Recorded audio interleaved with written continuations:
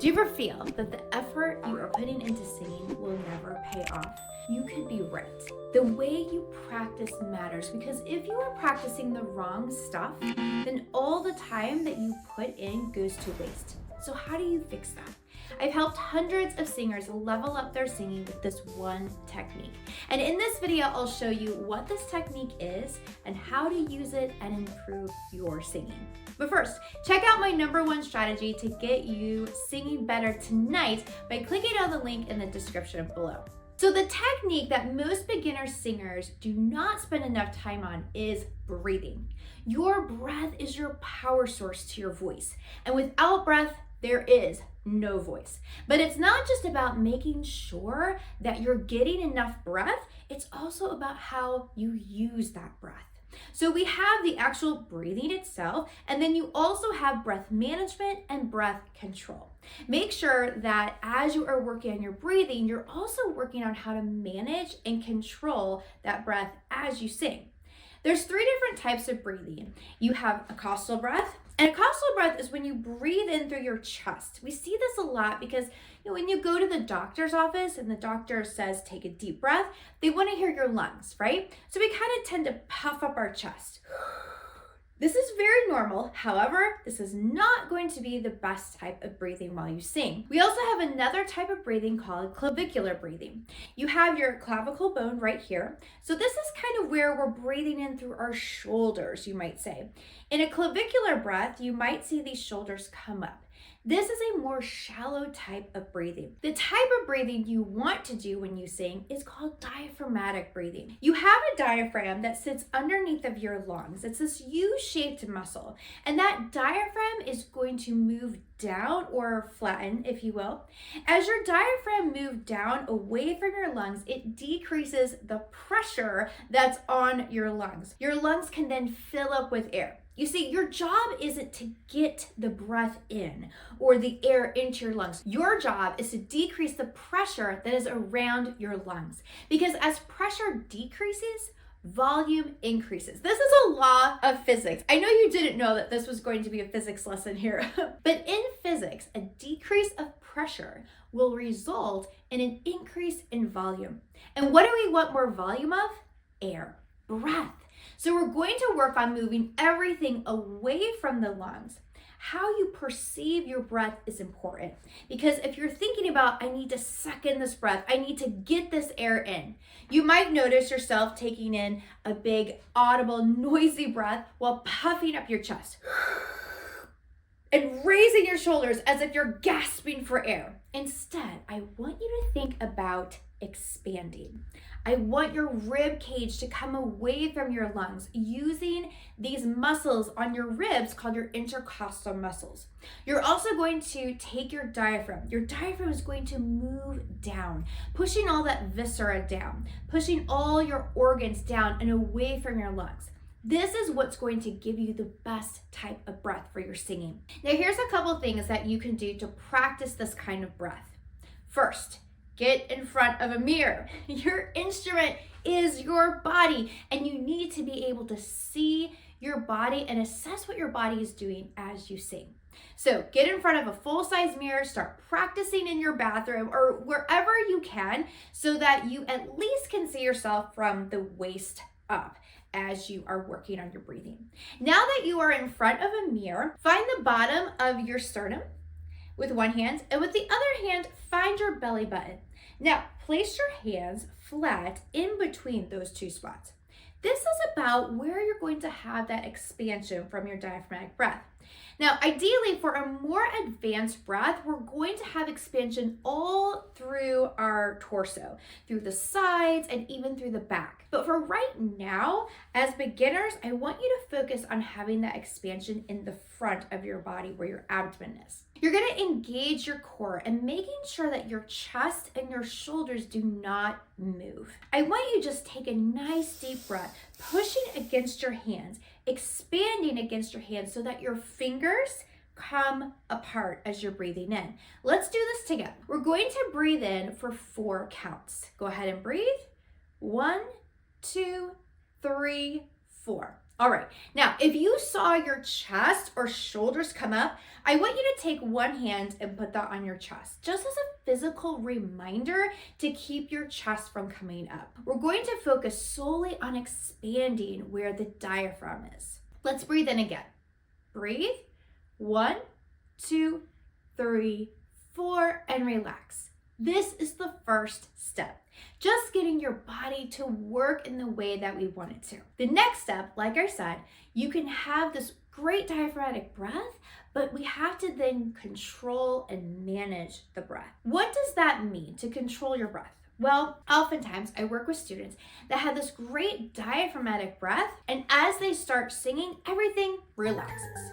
Their shoulders cave in, their expansion deflates, their core is no longer engaged. They might have this great diaphragmatic breath with the shoulders and chest staying stationary, but as soon as they exhale, as soon as the breath comes out with the sound, everything releases.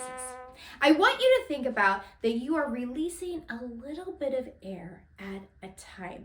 You want to hold back some of that air. You want to reserve your breath for the end of the phrase. And the way you're going to do this is to keep your core engaged. If you've ever lifted weights, you know that you have to keep your core engaged. You have to flex your abdominal muscles as you're working out to have stability. This is similar, however, rather than flexing and sucking in, we're actually engaging and pushing out. We want to move everything away from the lungs to decrease that pressure around our lungs.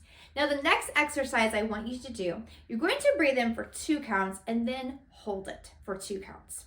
Then I want you to breathe out for 8 counts. Now, why are we holding it? Just so you can get used to what that feels like, to have that expansion, to feel full of air. At first, it's uncomfortable. So we want to get used to what that feels like.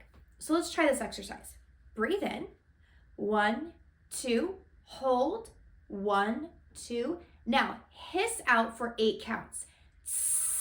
2, 3, 4, 5, 6, 7, 8. You should have allowed the air to consistently come out on that hiss.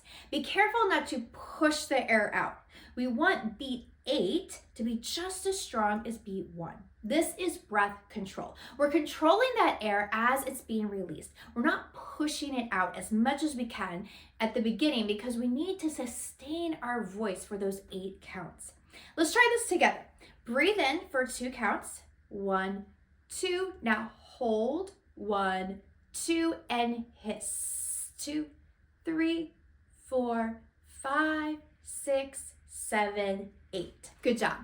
Now, your core should stay engaged for all 8 counts. If I came up to you and gave you a punch in the stomach, I shouldn't be able to push you over. Keep your core engaged rather than relaxing as you release the air. With this exercise, we're going to do 10 counts, then go for 12, 14, 16, go as far as you can. But keep in mind that the goal here isn't necessarily to go for as long as you can. The goal is to maintain the same breath on beat 1 as you can on the very last beat. That's your goal with this, to have consistency for all the counts that you are hissing or releasing air for. So now you're asking yourself, well, how am I going to use this in my singing? Here's the first thing you want to do. Know where you're going to breathe.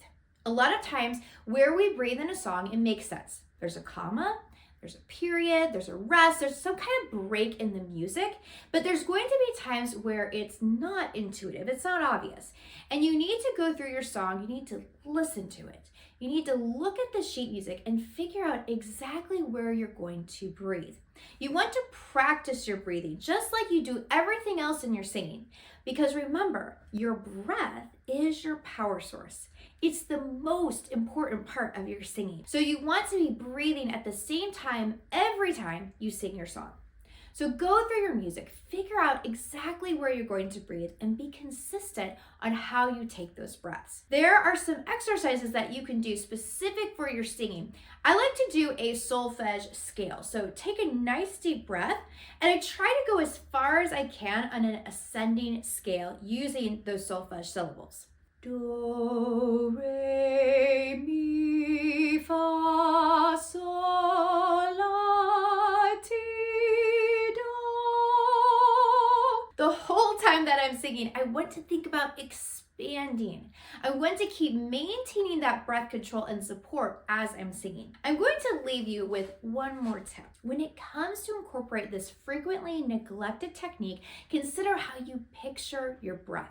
We often picture our breath as this big wind coming through. This type of thinking leads us to suck in as much breath as we can and push out as much wind as we can. And we think that's going to give us the biggest, fullest sound. But in actuality, that is not true. Instead, I want you to think about your breath like this. Like your voice is a feather. And as you're singing, your breath is the wind that's keeping that feather floating. You see, if I push everything out as hard as I can and as forcefully as I can, that feather is going to blow around in a wild way. It might even be blown down to the ground. That's not what I want. My breath should be supporting that feather, keeping it afloat, keeping it consistently afloat as I sing through my phrase. I want you to picture that feather as you are working through these breathing exercises. Mastering diaphragmatic breathing and breath control is the key to unlocking your full potential as a singer. Remember, your breath is the foundation of your voice. It powers your sound and gives you the ability to sustain, project, and sing with control. By practicing the exercises shared in this video, staying consistent with your breathing technique, and planning your breath strategically in your songs, you'll set yourself up for noticeable improvement in your singing. So start small, stay patient, and celebrate your progress. And if you want even more guidance to help you grow as a singer, be sure to subscribe to this channel and check out my resources linked below.